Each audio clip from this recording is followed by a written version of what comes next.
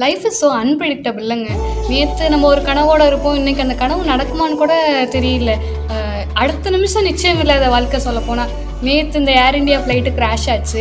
எத்தனை பேர் எத்தனை கனவோட எவ்வளோ சந்தோஷத்தோடு அந்த ஃப்ளைட்டில் ஏறி உட்காந்தாங்களோ, கடைசியில் அந்த லேண்ட் ஆகிறதுக்கு முன்னாடியே இவ்வளோ நடந்து போச்சு. ஒவ்வொரு விஷயத்தையும் ரியலைஸ் பண்ணி பார்க்கும்போது அப்படி தான் காஷ்மீரில் வெக்கேஷனுக்காக போனவங்க அங்கே ஷூட் பண்ணி டெரரிஸ்ட் மூலியமாக இறந்து போனது. எது நம்ம ஒரு விஷயத்த நம்ம ஒரு கனவோடு போயிருப்போம், அங்கே நடந்து நம்ம திரும்பி வரும்பொழுது நம்மளோட கனவும் நடக்க போகிறது இல்லை, நம்மளும் திரும்பி வர மாதிரி இல்லை. அடுத்த நிமிஷம் என்ன நடக்கும் அப்படிங்கிறதே நம்ம 20 இயர்ஸ் வாழ போகிறோமா, இல்லை 50 இயர்ஸ் வாழ போகிறோமா, இல்லை 70 இயர்ஸ் வாழ போகிறோமா அப்படிங்கிறது கூட நமக்கு தெரியாது. இருக்கிற வரைக்கும் நம்ம சந்தோஷமாக இருந்துட்டு போயிடணும்.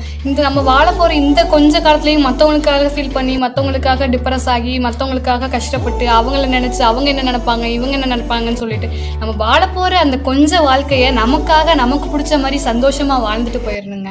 ஸோ வாழ்கிற அந்த வாழ்க்கையில் எதையும் எக்ஸ்பெக்ட் பண்ணி யாருக்காகவும் வாழாதீங்க. நீங்கள் உங்களுக்காக வாழுங்க, சந்தோஷமாக இருங்க. எது எப்போ நடக்கும்னு யாருக்கும் எதுவும் தெரியாது. ஸோ இருக்கிற வரைக்கும் சந்தோஷமாக இருந்துட்டு போயிடணும். இருக்கும் போது எவ்வளோ ஹாப்பியாக இருக்க முடியுமோ அவ்வளோ ஹாப்பியாக இருந்துட்டு போயிடணும். நான் ஃப்யூச்சருக்காக ஒர்க் பண்ணுறேன், நான் ஃப்யூச்சருக்காக ஹார்ட் ஒர்க் பண்ணுறேன், நான் மணி சேவ் பண்ணி வைக்கிறேன், ஃப்யூச்சரில் நான் நல்லா இருக்கணும் அப்படின்னு சொல்லி நம்ம சேவ் பண்ணி ஹார்ட் ஒர்க் பண்ணிகிட்டு இருந்தால் அடுத்த நிமிஷம் நம்ம இருப்போமானே தெரியாது. அப்போ இவ்வளோ மணி சேவ் பண்ணி வச்சது எதுக்கு? ஸோ இருக்கிற வரைக்கும் ஹாப்பியாக இருக்கலாம். Enjoy each and every minute. Stay happy, spread love.